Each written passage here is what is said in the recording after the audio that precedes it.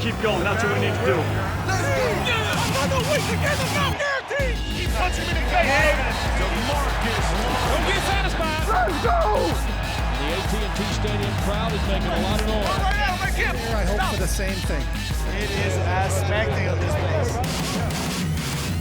Come on, take the ball away, bitch. Let's go now. Cowboys on 3. Make it loud. 1, 2, 3. Welcome into a Victory Monday edition of Cowboys Flashback. I'm Dani Sureck. It was an important 35-27 win over the Lions because the now 6-4 Cowboys have solidified the top spot in the NFC East after the Eagles lost to the Patriots. In Sunday's game, the offense found its stride, and that all started with quarterback Dak Prescott.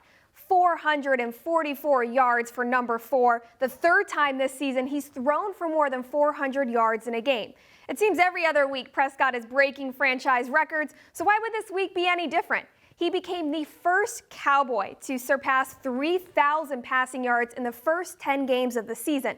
In the last 2 alone, he's thrown for 841, the most by a Cowboy in a 2-game span. Although it was a road game, it didn't always sound or feel like it, and Prescott says there's no surprise that Cowboys Nation showed up and showed out at Ford Field. You got a fan base like we do that's all across America. You're not surprised when you go into a visiting stadium and you get a chant like you're getting. So, I mean, it's fun. Allows you to feed off that energy for sure. So do you think it makes it tougher for your defense to defend your team because you spread it around so much and don't just force it to 1 or 2 guys? That's the name of the game. That's what allows us to be balanced. It's what allows us to put up these yards. And if they want to try to take that away, then that means they're giving us good boxes to run it. So, I mean, when we've got the playmakers that we've got, we pick and choose, but it's all about us being able to dictate that and not allowing them to have us behind or have us in a situation where we can't do things at our demand. How good a feeling, though, is that for you to sit back there and be able to pick and choose? You can be confident and looking great for these guys and get over and know that on the other end, those guys will make a play. I mean, it gives you a lot of confidence. I mean, it gives you so much confidence to sit back there, and then the confidence I said in the offensive line. I mean, there's a couple of times I literally went through the progression 2 or 3 times. I mean, and when you have that, when you got the confidence, you know your guys are going to keep working downfield. They're going to fight for you, come back to the ball. Witt was a great example on that end cut. I mean, big time, huge catch right there on 3rd down, but it's probably sat back there for 6 seconds. Who knows? But it felt like that. Just gives you a lot of confidence when your guys are fighting for the ball. They want the ball, and they're going to go out there and win. You know how difficult it was for Michael Gallup. What does it say about his character to perform the way he did in that match? Yeah, I mean, proud of him. Proud of him. Know his brother's proud of him. That's what you do when you're a player like that. When you're a ball player, being able to go out there on that field and be at peace. It takes away and just allows you to be who you are. And that's what Michael Gallup did tonight. Just show the type of player he is in the midst of the anniversary. Proud of him. Proud of him. Prescott connected with 7 different receivers in Sunday's game, including Michael Gallup for 148 yards. Prescott talked about the poise he saw from Gallup during a difficult time. It's the 1-year anniversary of the death of Gallup's brother, Andy. We'll hear from Gallup on his emotional day right after this. Dallas Cowboys Flashback, presented by Reliant, is brought to you by AT&T. More for your thing, that's our thing. Rico's products make every game a home game with Rico's. Cigna, together all the way. And by Reliant, an NRG company.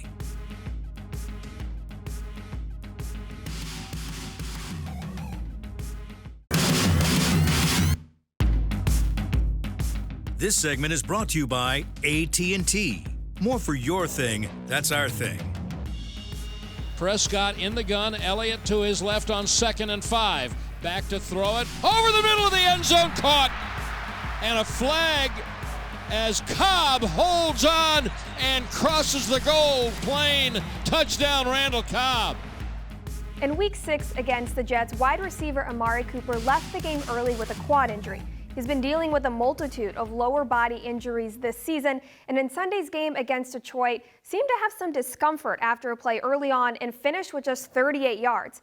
However, this time around, Randall Cobb and Michael Gallup stepped up, and both of them finished with 100 yards. It's the 4th time this season and 2nd consecutive game that multiple receivers have hit that mark. Let's hear from Cobb and Gallup after the game. Yeah, I mean, that's what we pride ourselves on is we got guys that can get the job done across the board. and that's what it takes to win in this league. Whenever they try to take one person away, we're able to make big plays in the back end. How scary does that make the possibilities of this offense? I think we've shown that year out through this year. What we're capable of is just finding ways to win, and we're able to do that today. What you've been able to do the last couple of games, does it feel like you and Dak are clicking in a new way? I wouldn't say in a new way. I think it's kind of more of I'm starting to get a feel for how I fit into this offense. The coaching staff is starting to know what I'm good at, and the blend of the two, I think it definitely helps. You talk about the catch that Gallup made on the 41-yarder, getting interfered with, and he still managed to bring that ball in. Yeah. I mean, he's an amazing player, and he makes some incredible catches. I think we got to get him more involved and then find ways to get him the ball and let him do what he does. You guys have. I mean, honestly, it wasn't even cover two, though. I wasn't even supposed to run that route. I kind of messed myself up. But so that's really why I had to catch the ball, because I messed it up, So I just seen him throw it in the air, and nobody was, he was behind me, so I had to fight through him. And then luckily, the ball didn't go too far after I, missed it the first time. But, it was a big play for us. We went down there and scored after that, so it was just a great team effort right there. What does it say about how dangerous this offense can be when you guys put up the numbers you did without Amari necessarily having the biggest game? I mean, we just got weapons everywhere. We've been saying that all year. When we get everybody involved, it's a good thing. It's a good thing. It's fun. I think my coach Sanjay, he always says that, though, somebody's offered, just not having their best game or anything, somebody else is going to step up and do it. And that's what happened today. That's what happened last week. It happens all the time, so we're just going to keep doing it. Quarterback Dak Prescott says it's no surprise the way Gallup has progressed in his second year in the league. He says the amazing plays that Gallup's been making in the recent games is because that's how he practices week in and week out.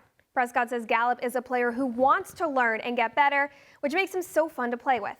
Sunday was an emotional game for Gallup because it was the one-year anniversary of his brother Andy's death. Gallup says it was important for him to go out and play and do what he loves because football helps fill that void. Gallup says he knows his brother was watching him and would have smiled at that big catch. More on the Cowboys' offensive performance right after this. This segment was brought to you by AT&T. More for your thing, that's our thing.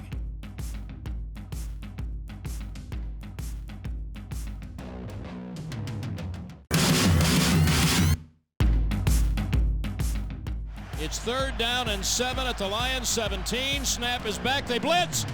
And he flips it out right. Elliott picks it off the ground. 20, 15, 10. Cuts left. Dances in. That's a touchdown. You can walk the dog on the pass that time. And Elliott comes up doing his impression of the Prescott hip swivel warm-up dance. The warm-up that swept the nation last week. Quarterback Dak Prescott does a pregame warm-up where he twists his hips, and last week it went viral when people clipped it off and put it to different music soundtracks, and running back Ezekiel Elliott says he had to pay homage to Prescott in his touchdown celebration. Last week against the Vikings, the Cowboys' run game couldn't pick up steam, and the team was criticized for not passing the ball more when the run game wasn't there. This week against the Lions was a completely different story. The Cowboys finished with just 75 rushing yards, 444 in the air. Elliott has never been the type of player to voice his displeasure about the scheme or play calling if he's not the playmaker of the game. Sunday was no different. Elliott says this is not about the individual, it's about the team effort to get the win. And he says this team plays their best ball when everyone is involved. When we're at our best, everyone on this team is contributing, and that's what happened today. Dak spread the ball around. Dak's playing the best football I've ever seen him play. It's definitely took his game to a next level. Just the things he's been able to do, coming up to a line, changing plays, getting us in the right plays versus certain looks. And but everyone came out and played really well today. When everyone's contributing like that, we're hard to stop. On a day when they hold Amari in check in a lot of senses, how scary is this offense when Michael and Randall can do what they did? I wouldn't even say they held Amari in check. He had a couple very key big plays, big catches, big first downs, and but yeah, like you said, anyone could go out there and go for 150 receiving with this offense. just because of how good the players we got, and just things are clicking. How much of a spark was Michael on this day, especially in the first half? We needed him. We needed him right there. He definitely carried us through the first half. He's the reason we won the game. I don't know if you know this. His brother died 1 year ago today. Can you talk about knowing that and how much of an inspired performance that was? Man, he just gave me chills. MG's been a great dude ever since I met him. I knew he was gonna be special. I knew he was talented, and for him to go out there and have the day he did today on the 1 year of his brother passing away, I'm sure it means a lot to him. And I don't know, man. I'm happy for the kid. You see, on a day like this where you're running the ball maybe not as well as you want, is there some relief when you get that touchdown at the end that you contribute the way you want to, and you can? We've been struggling around the ball. We got to figure it out, but we got it out. We got the win, but touchdown doesn't care. Touchdown doesn't matter to me. Just getting that dub is what matters, honestly. Elliott says he's grateful to have rookie running back Tony Pollard get in the mix. Elliott says he was too tired to run the Cowboys' 2-point conversion play, and he has full confidence in Pollard to get the job done, which he did. Pollard finished with 12 rushing yards, 44 receiving, including his first receiving touchdown of his career. Don't go anywhere. Up next, we'll hear from the team's sack leader, Robert Quinn, after this.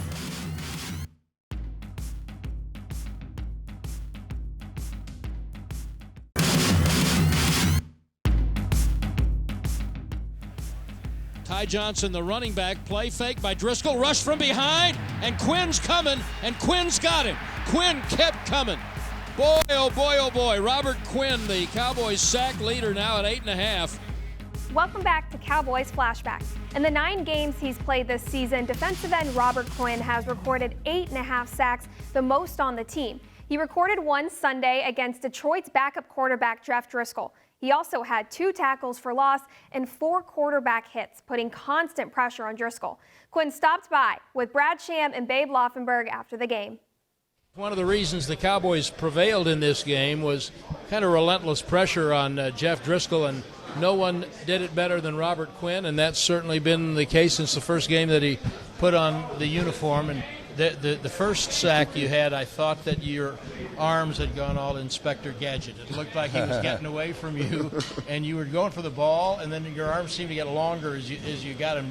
You just seemed to have a relentlessness about you when you get closer to the quarterback. Is that conscious? Is it in your mind? I don't think it's just me. You look at our whole D-line. Everyone is relentless. If the ball's still in play, that means we still got to keep hustling our tails off. You can talk about me, but you really look at the film, you see D-Law, Woody, and all these other guys flying across the field. So it's great to know that when you're hustling, you got your brothers hustling with you. So, that's what makes it so much fun, and that's kind of why you got to hustle even harder, because you don't want to sit there and have your brothers talk bad about you. So, it's been a fun ride so far.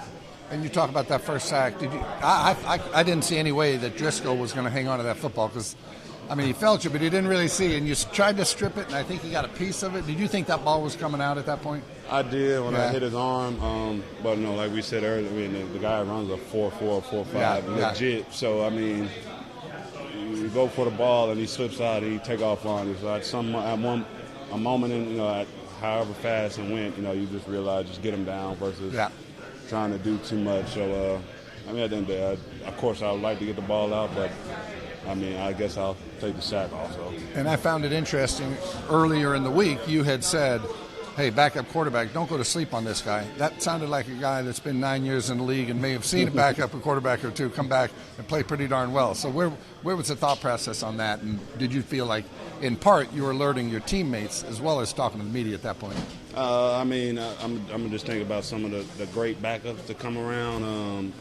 Wasn't Kurt Warner a backup? Yeah, sure. I think Tom Brady was a backup. Who else? Was Russell a backup? There's a whole bunch of them. A whole bunch of them. So, you never know. You look at the couple guys, Kyle Allen from Carolina, and Minshew from. Hey, you're up on your quarterbacks. When guys like you got to respect it when the opportunity's called, they're prepared. So you never know who's going to be the next Hall of Fame backup quarterback. So, I mean, me personally, I treat everyone with the same respect because we go out there lackadaisical and then like you literally get embarrassed. So, I mean, like I said, treat everyone with respect and earn your respect also. Yeah.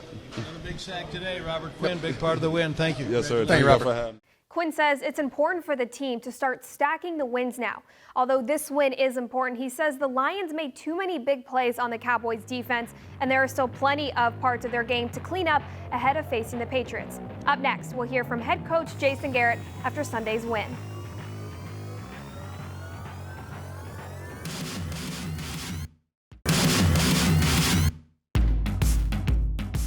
Talk about this game for a second. It's a damn good win for our football team.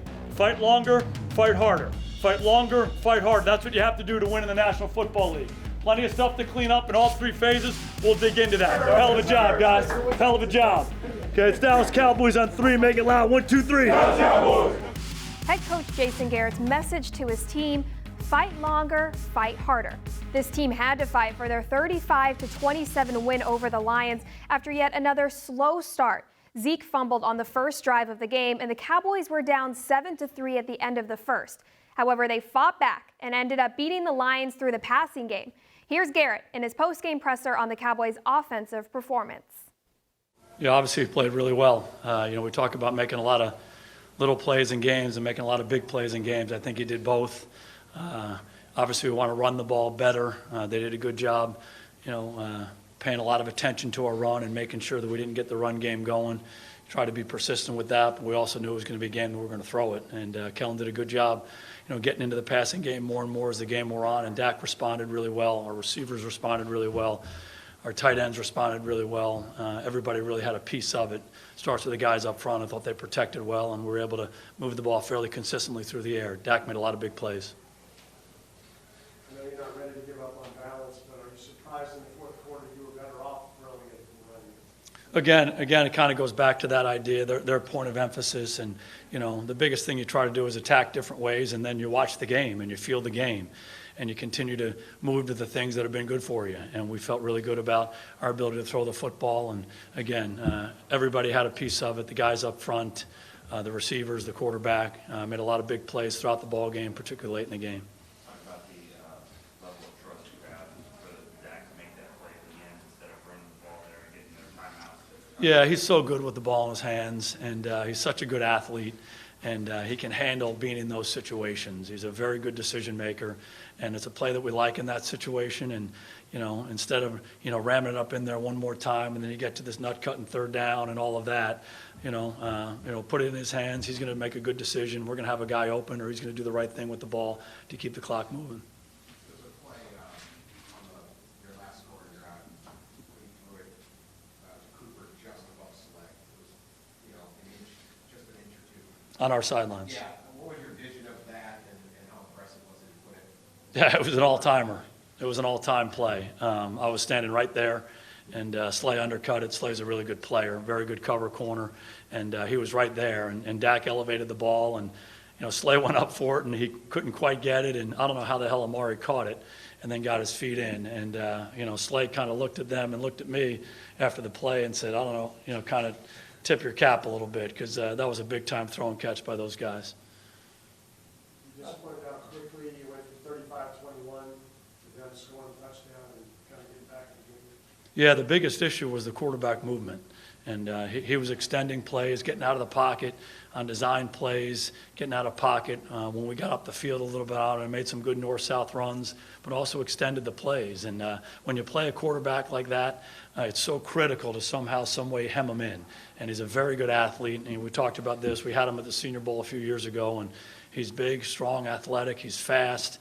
He's played very well when he's gotten opportunities. He's played well for Cincinnati last year, and he's played well for Detroit. So we respected the challenge, but I think that was the essence of it. He was extending the plays with his feet, extending the plays, and making some throws down the field. So have to do a better job of that going forward. The Cowboys will gear up for Week 12, where they will travel to Gillette Stadium and face the Super Bowl champions. The 9-1 New England Patriots are not easy to beat in Foxborough. In fact, they've won 20 straight home games. Join us this Sunday starting at 1 p.m. for the Dallas Cowboys official watch party on the Tostitos Championship Plaza at the Star. Starting at 1, there will be games, family fun activities, and the game will be put up on the big screen. As always, stay up to date on all the team news you want and need on DallasCowboys.com. That's it for Cowboys Flashback. I'll see you next time. Dallas Cowboys Flashback, presented by Reliant, was brought to you by AT&T. More for your thing, that's our thing. Academy, the official sporting goods retailer of the Dallas Cowboys. Reliant, an NRG company. And by NFL Game Pass. You'll never miss a game again. Enjoy full access to coaches' film and game replays from Week 1 to the Super Bowl. Subscribe at DallasCowboys.com/Game Pass.